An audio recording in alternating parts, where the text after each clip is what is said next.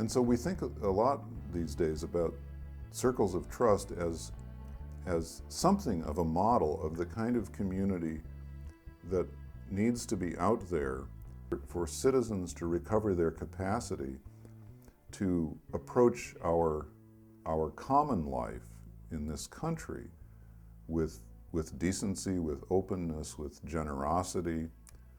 and with a lack of fear, which again is the root problem that courage to teach, courage to lead, courage to serve is trying to address, the fear that so often paralyzes us and shuts us down.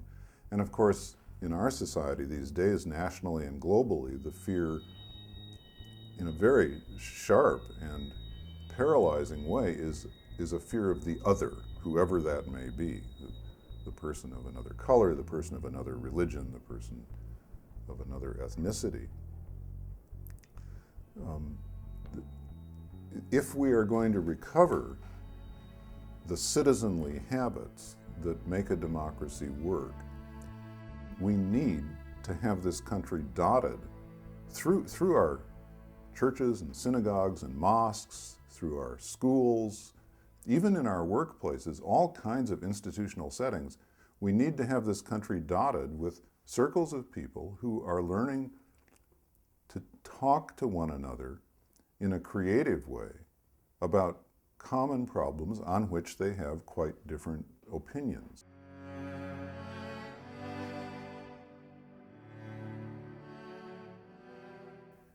I remember some years ago visiting a place in Tennessee called the Highlander Folk Center. I think it's now called the Highlander Research Center. And the Highlander Research Center, when I visited it, was essentially a farmhouse with some other buildings out in the middle of the Tennessee countryside. And in the living room, the big old living room of this big old farmhouse, there were about 20 Tennessee rocking chairs in a circle. And I was powerfully reminded that it was in that circle, at that place, that people like Martin Luther King Jr. and Rosa Parks and Fannie Lou Hamer and lots of others whose names we don't know that well, gathered together in the 50s, whites and blacks in the same circle, together across racial lines for the first time in that era of Southern life, talking about what it was like to be a black person and to be a white person in a highly segregated society, and the price that everybody was paying for that. And that out of telling those stories and out of the mutual understanding that emerged, and then out of some very specific training in nonviolence, which made those circles different from circles of trust as we hold them. But out of that sitting in circle, telling stories, sharing of lives, touching the soul, rejoining it with the citizenly role, came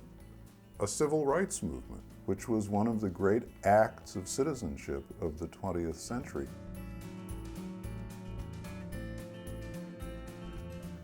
A history like that, and the fact that so much has happened out of these small circles of people, learning to tell each other the truth in a generous and hospitable way, neither giving nor taking offense. A story like that reminds me of the power of circles of trust to restore the soul of the citizen and in turn to help restore the soul of democracy.